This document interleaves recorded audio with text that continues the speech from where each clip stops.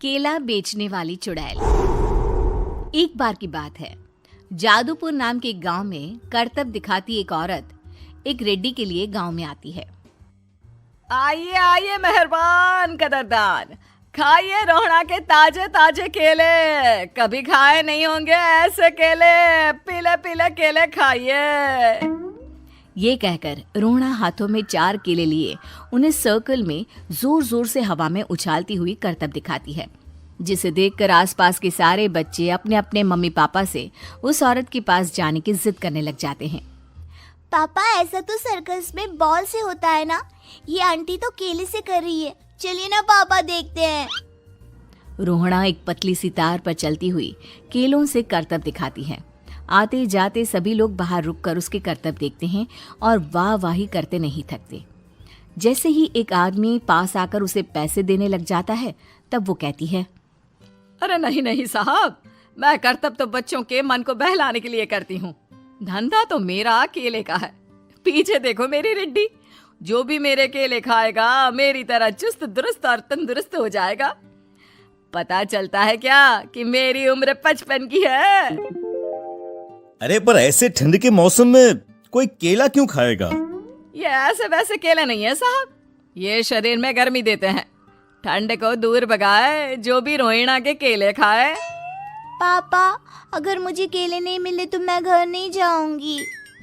तभी उसके पापा कहते हैं कि बेटा, केले ठंड में कभी गर्मी नहीं देते। ये सब कहने की बातें हैं, सामान बेचने का तरीका है इनका। पर पिंकी नहीं मानती। मैं केले खाऊंगी। पिंकी की जिद के आगे नत्थू हार जाता है और उसे केले खरीद कर दे देता है। पिंकी खुश होकर केले घर ले आकर खाती है। अब मैं भी करतब करूंगी, कितना मजा आएगा। जादुई केले। पिंकी पहला केला खत्म भी नहीं करती कि वो बेहोश हो जाती है। दूसरे केले से एक काला धुआं आता है और रोहड़ा चुड़ैल बनकर बाहर निकल आती है।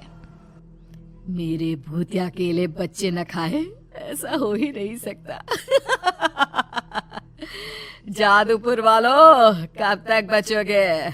आ गई हूं मैं रोहड़ा, जिसका कोई नहीं कर सकता सामना। रोहड़ा पिंकी को गोद में उठाकर काले धुएं में कहीं गायब हो जाती है।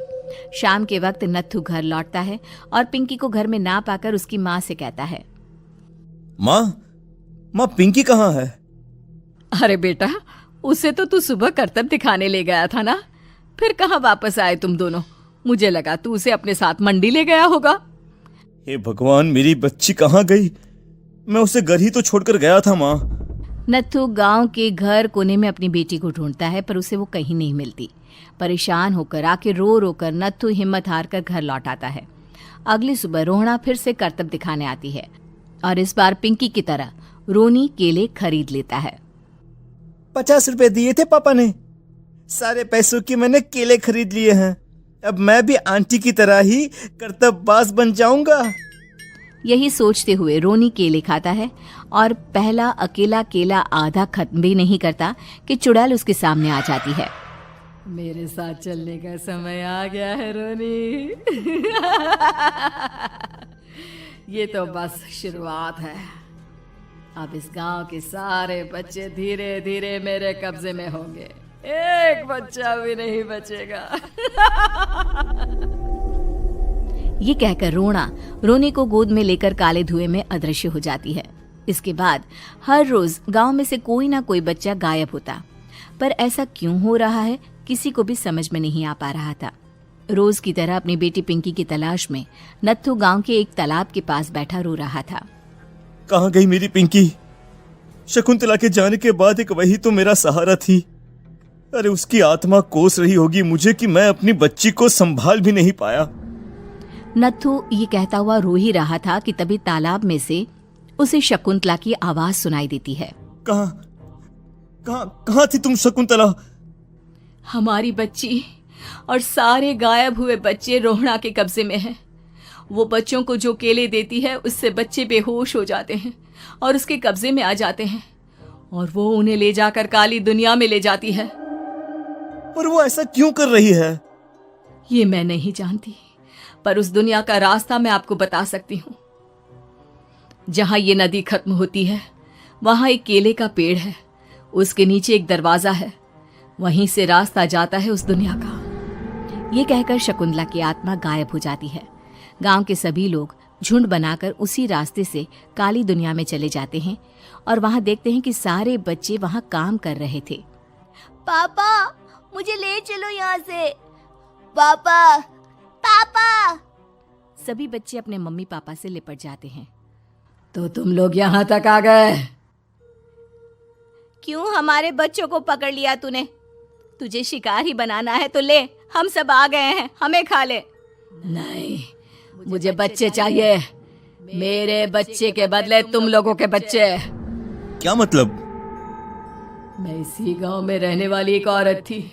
केले की चोरी के इल्जाम में मेरे बेटे को गांव वालों ने इतना मारा कि वो मर गया। उसी दिन मैंने ठान लिया कि गांव वालों का भी वही हाल करूंगी। कुछ दिन बाद बेटे के चले जाने के दुख में मैं भी मर गई और मेरी भटकती आत्मा एक चुड़ैल बन गई। और फिर मैंने बदला लिया तुम सबके बच्चे छीनकर। बर्दाश्त नहीं कर पाए ना? सोचो मुझ पर क्या बीती होगी। हमें माफ कर दो रोना। पता नहीं ये किसकी गलती थी, पर हम सभी माफी मांगते हैं। हमारी खुशियां लौटा दो, तुम भी तो एक माँ हो। गांव वालों की बात सुनकर रोना का मन पिघल जाता है और वो बच्चों को छोड़ देती है। उसके बाद काली दुनिया बच्चों के लिए जादुई दुनिया बन जाती है। अब कोई भी कभी भी वहां आ जा सकता था। मेरा नाम है हरिया, मैं काम करता हूँ बहुत बढ़िया, खाता हूँ खाना और रोज गाता हूँ गाना। अरे यार, आज तो बहुत देर हो गई। इस खतरनाक जंगल को देखकर तो मेरे हाथ पैर ठंडे हो गए हैं। अगर मैं वक्त पर गांव नहीं पहुंचा तो मालिक बहुत नाराज हो जाएंगे। तभी हरिया को एक आवाज सुनाई देती है। सुनिए हरु जी। अरे, ये आवाज किसने दी? तभी हरिया को सामने कुछ दूर एक औरत खड़ी दिखाई देती है।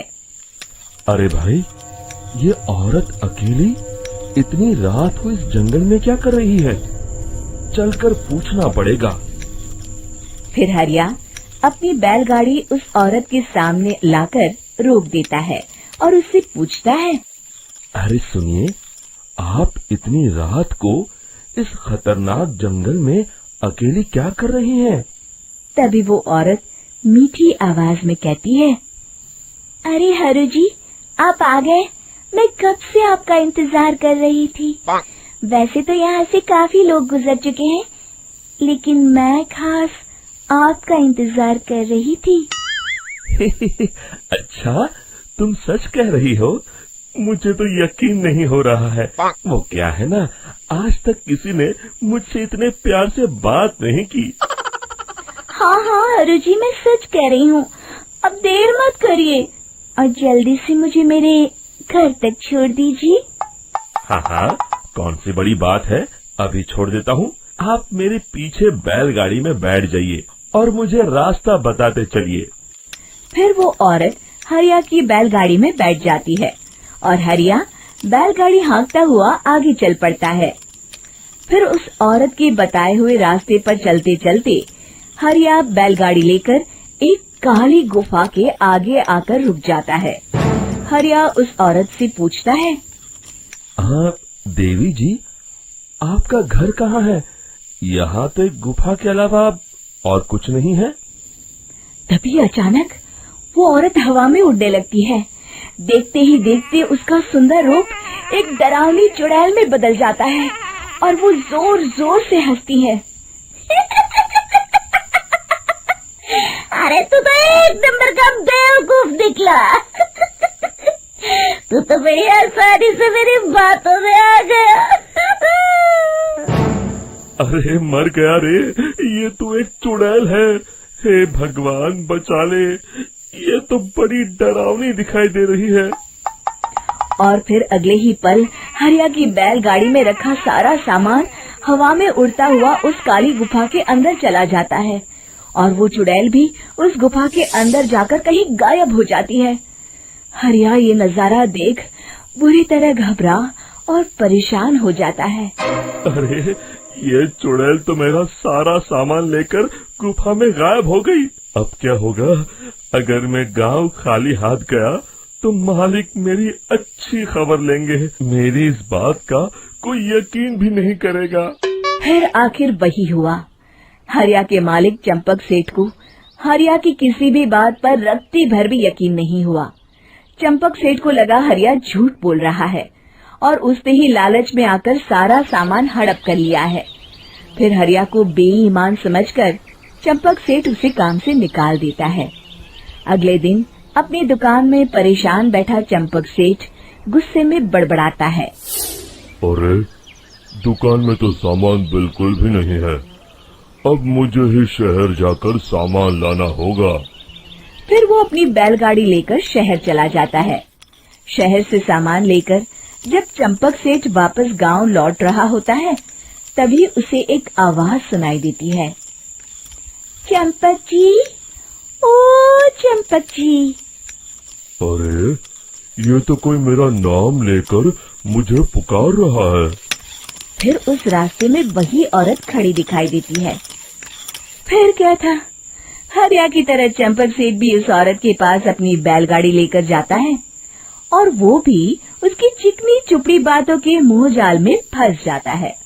फिर चुड़ैल उसे भी अपनी गुफा तक ले जाती है और उसका सारा सामान लेकर गुफा में गायब हो जाती है। बेचारा चंपक सेठ लाचार होकर खाली हाथ गांव लौट आता है। फिर ये उस जंगल में रोज की बात हो जाती है। जो कोई भी शहर से कुछ लेकर गांव की तरफ लौटता, वो चुड़ैल उसे बेवकूफ बनाकर उसका सारा सामान लेकर गुफा में गायब हो जाती। एक दिन हरिया एक लकड़हारे को उसी जंगल की तरफ जाते हुए देखता है। फिर हरिया उसे रोकते हुए कहता है, अरे भाई, क्यों अपनी मौत को दावत दे रहे हो? मेरी बात मानो, आगे जंगल में मत जाओ। वहाँ एक बड़ी भयानक चुड़ैल रहती है। लकड़हारा हरिया की बातों को नजरअंदाज करते हुए कहता है, अरे भाई, मुझे पहले ही बहुत देर हो चुकी है। मुझे जाने दो भाई। शाम तक लकड़ियाँ काट कर शहर के बाजार में बेचना है। तुम अपनी ये कहानी किसी फुर्सत में बैठे इंसान को सुनाओ। मैं तो चला। इतना कहकर लकड़हारा वहाँ से आगे जंगल की तरफ चला जाता है। फिर अगले दिन गांव के मुखिया के घर के बाहर बहुत सारे लोग जमा हो जाते हैं। तभी हाथ में कुल्हाड़ी लिए खड़ा लकड़हारा कहता है, अरे मुखिया जी, अब आप ही हमें बचाइए उस जंगल वाली चुड़ैल से। हमारा सारा काम तो शहर से ही होता है। अरे मुखिया जी, उस चुड़ैल की वजह से तो मैं पूरी तरह बर्बाद हो गया हूँ। हम सबको मिलकर उस चुड़ैल का कोई इलाज करना पड़ेगा। तभी भीड़ में खड़ा वीरा कहता है, आप लोग चिंता मत करिए। कल से वो चुड़ैल किसी को नहीं लूट पाएगी। मेरे पास एक बहुत अच्छी तरकीब है। तभी चंपक सेठ उसका मजाक उड़ाते हुए कहता है, अरे तेरा नाम वीरा है तो क्या हुआ? तूने अभी उस चुड़ैल को देखा नहीं है। जाकर अपना काम कर, बड़ा आया। तब मुखिया जी कहते हैं, नहीं नहीं चंपक सेठ, मुझे लगता है हमें इस लड़के को एक मौका देना चाहिए। फिर सभी गांव वाले मुखिया जी की बातों से सहमत हो जाते हैं और वीरा शाम को एक बैलगाड़ी में कुछ सामान लादकर उस जंगल की ओर चल देता है। वीरा, ओ वीरा, कहाँ जा रहा है? तभी वीरा मुड़ के देखता है, वही चुड़ैल एक औरत के रूप में खड़ी है।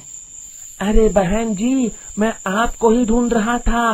देखिए, मैं आपके लिए क्या लाया हूँ। अरे वाह, तो खुद मेरे लिए इतना सामान लाया है। तू ही अकेला गांव में समझदार है। जरा देखो, मैं भी खोल के, बड़े भूख लगी है। जैसे ही चुड़ैल उस सामान पर से कपड़ा हटाती है, एक भगवान शिव की तेज रोशनी उसके अंदर मूर्ति से निकलती है और चुड़ैल अपने असली रूप में आकर जलने लगती है।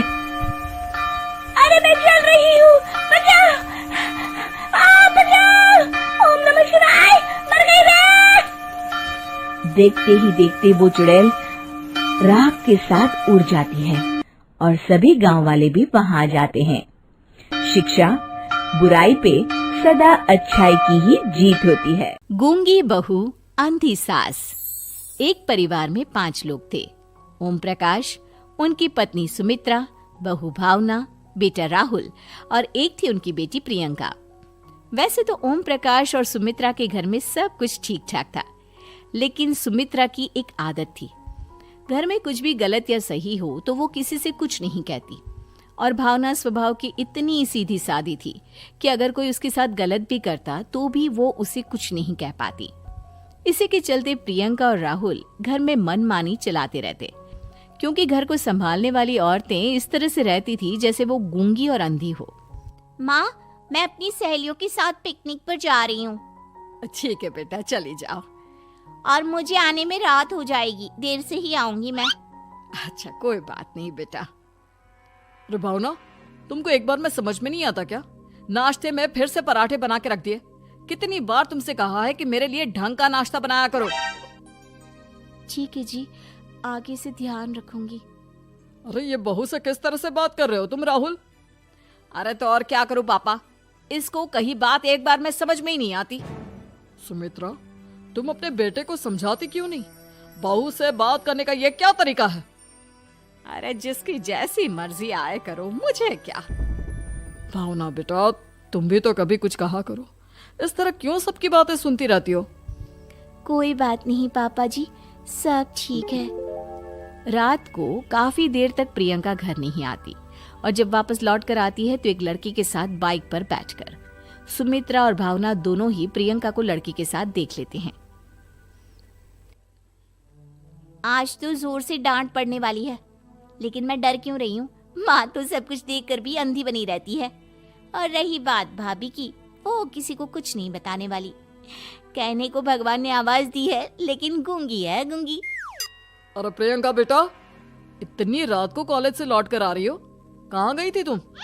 पापा, वो सहेली के घर पर थी, पढ़ाई करने के लिए रुक गई थी। अच्छा, ठीक है, जाओ अपने कमरे में जाओ और सो जाओ। सुमित्रा ने अपनी बेटी को एक लड़की के साथ इतनी रात को आते देखकर भी उससे कुछ नहीं कहा, और भावना ने भी इस बारे में किसी से कोई बात नहीं की। कुछ दिनों के बाद मामा जी का फोन आया था। उन्होंने प्रियंका के लिए कोई रिश्ता ढूंढा है। लड़के वाले उसे देखने आ रहे हैं। अरे मुझे नहीं करनी शादी वादी, किसी लड़की को बुलाने की कोई जरूरत नहीं है। ये तुम क्या कर रही हो प्रियंका बेटा? तुम्हारी शादी की उम्र हो चली है और तुम्हारे मामा जी ने बहुत अच्छा रिश्ता बताया है। पापा, अब जिद क्यों कर रहे हैं? और आप क्यों मेरी मर्जी के खिलाफ शादी कराना चाहते हैं? अरे माँ, इसको समझाइए ना। आपकी बेटी, आप तो बस चुपचाप सब कुछ होते हुए भी देखती रहती हैं।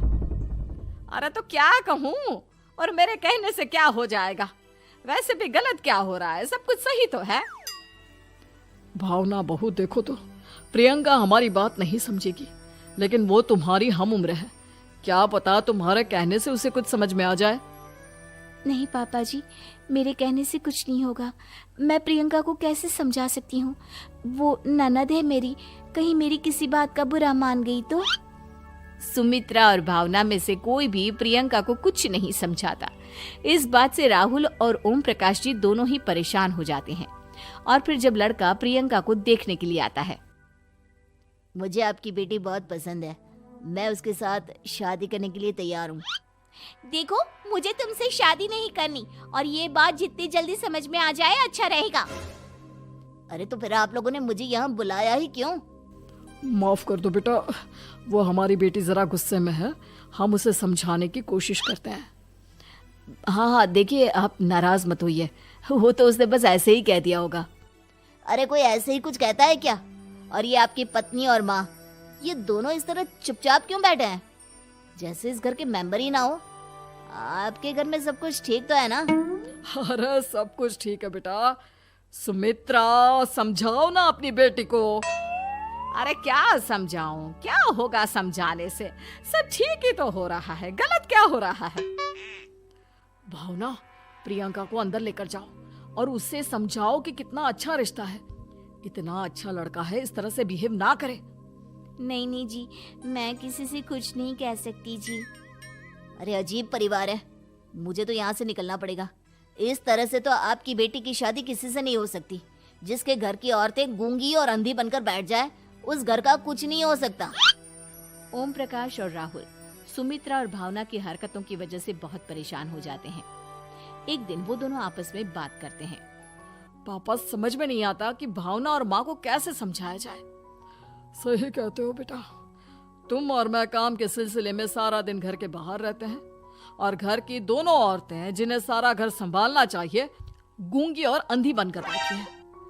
पापा, आप ही बताइए इसका क्या उपाय है।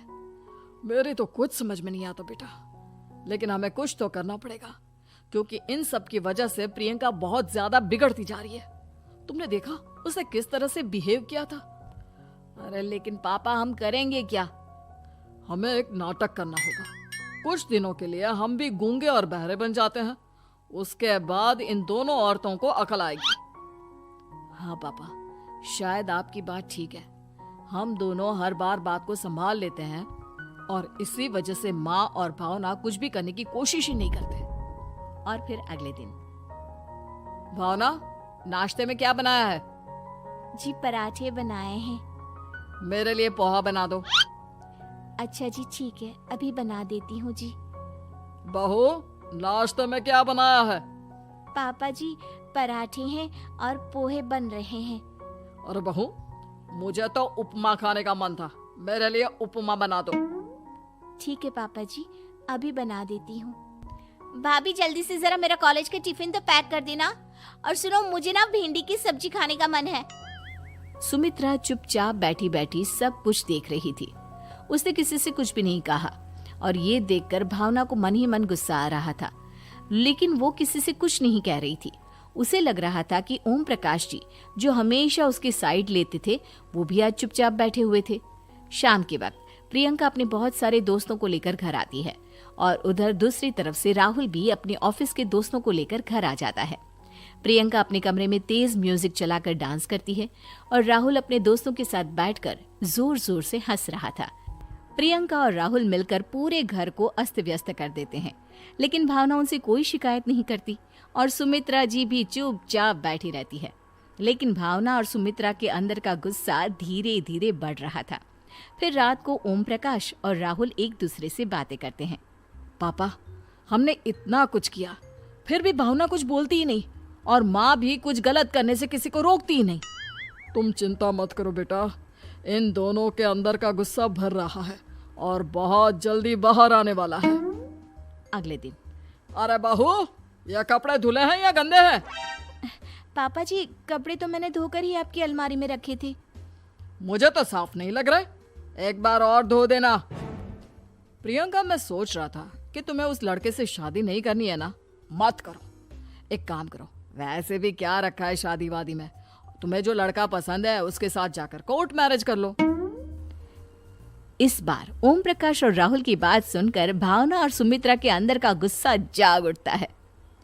मैं किसी से कुछ कहती नहीं जी, इसका मतलब ये है कि आप लोग मुझे परेशान करते ही रहेंगे।